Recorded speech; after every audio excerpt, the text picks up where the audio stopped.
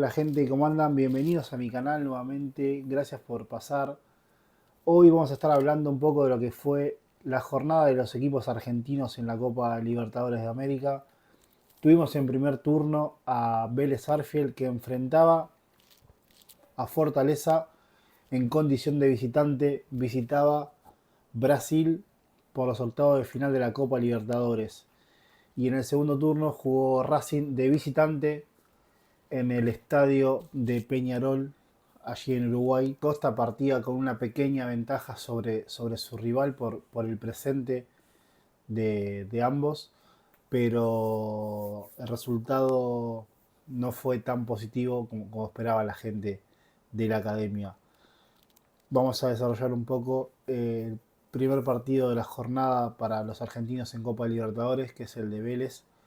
Vélez tenía una parada muy difícil, si bien el Fortaleza está peleando la zona del descenso directo hoy en día en el Brasileirao, tal y como Vélez, pero Vélez fue a jugar con lo mejor que tenía, Vélez fue a plantar cara su derrota, fue a pelear el partido, sinceramente. No se esperaba, después de la última presentación del equipo de Liniers, no se esperaba una presentación como la de hoy, sinceramente se esperaba un equipo un poco más defensivo, un equipo un poco más cuidadoso y sentando bases para poder así iniciar eh, el camino a la clasificación, siempre definiendo de local, en este caso con Fortaleza. Vélez se plantó en Brasil, Vélez fue a ganar el partido en Brasil, Vélez tuvo intenciones, el primer tiempo fue ampliamente superior, el arquero de Fortaleza tuvo tres atajadas en lo que fue la primera mitad y Vélez generó grandes chances de parte de sus jugadores de ataque como Mader Carrizo y Brian Romero. En el segundo tiempo, Fortaleza con el empuje de su gente, con el murmullo de su gente también, que eso lo usaron como un combustible para encender ese fuego interno. Fortaleza fue a buscar el partido con un siempre divertido de ver de afuera Daverson que brinda más al show del partido que al partido en sí. Los partidos que me tocó ver de Daverson fue más show que fútbol. Y entiendo por lo que se ven en los partidos de fase de grupos y demás, se ve un jugador bastante interesante, pero le gusta más el show que jugar. Y uno se da cuenta cuando se sienta a ver un partido, analizar un partido, que está más pendiente de las cámaras que otra cosa. Recordemos también que este Fortaleza llega beneficiado a esta zona por el incidente que hubo cuando visitaron a Colo Colo en la fase de grupos anterior y tuvo 3 puntos de arriba en ese momento y Colo Colo no termina clasificando a la siguiente fase o no termina sumando esos puntos que eran importantes los de Fortaleza, termina dejando en jaque la clasificación del equipo brasilero, perdón, del equipo chileno y así le abre la puerta al equipo brasilero para jugar hoy en día contra Vélez Sarsfield. En fin, para resumir un poco lo que fue Vélez, Vélez salió vivo de Brasil. Vélez ahora tiene un 60-40 a favor para clasificar. Vélez depende de su resultado de local.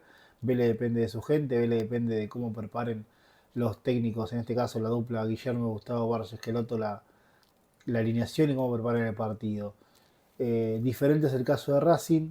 Racing depende sí o sí de ganar como mínimo por una diferencia de 2 para clasificar directo o ganar por una diferencia mínima para llegar a la tanda de penales.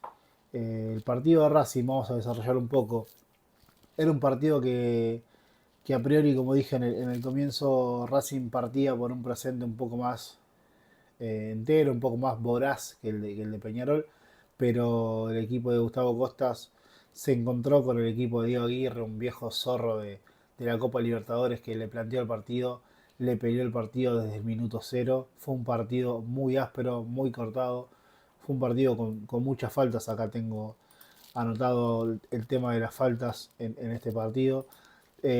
Para mí se quedó corto con las tarjetas, el referee le faltaron, le faltaron tarjetas. Fue un partido muy cortado y fue un partido muy trabado en la mitad. Se destraba por un error en principio de Rojas en una pelota parada a favor de Peñarol y Arias, que es un arquero que no es salidor, es un arquero que está muy abajo de los tres palos, termina declinando que el partido termine 1-0 a favor de Peñarol. Para destacar en Racing, hoy nuevamente Sosa fue el relojito del equipo. Almendra tuvo unos primeros 55 minutos muy buenos y después cuando ya le empieza a pasar factura el físico, cuando ya se empieza a cansar, cuando ya todos sabemos que Almendra está para hacer el cambio de siempre, empieza a hacer faltas reiterativas, empieza a hacer faltas constantes y empieza a demostrar que está para salir.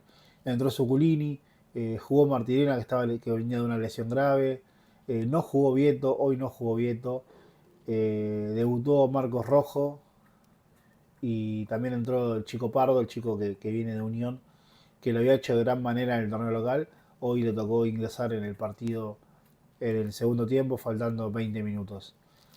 Con esto, ¿cómo queda Racing de cara a lo que sigue? Racing queda en una situación que debe ganar. Racing tiene con qué. Racing ya sabe de estas proezas, ya lo hizo en la Copa Sudamericana pasada.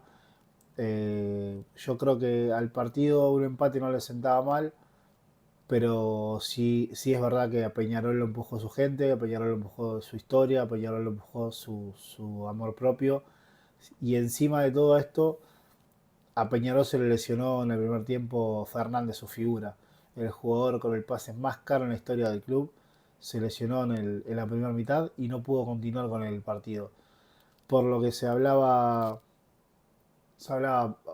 algo rápido, se puede recuperar para la vuelta. Le hacían los estudios ni bien termina el partido, así que sabremos más adelante la lesión que cuenta este jugador. Así que hasta acá el video de hoy. Les mando un abrazo enorme. Gracias por pasar, por estar. Déjame tu comentario, qué te pareció el partido, qué te pareció la presentación de Vélez y qué te pareció la presentación de Racing. Gracias.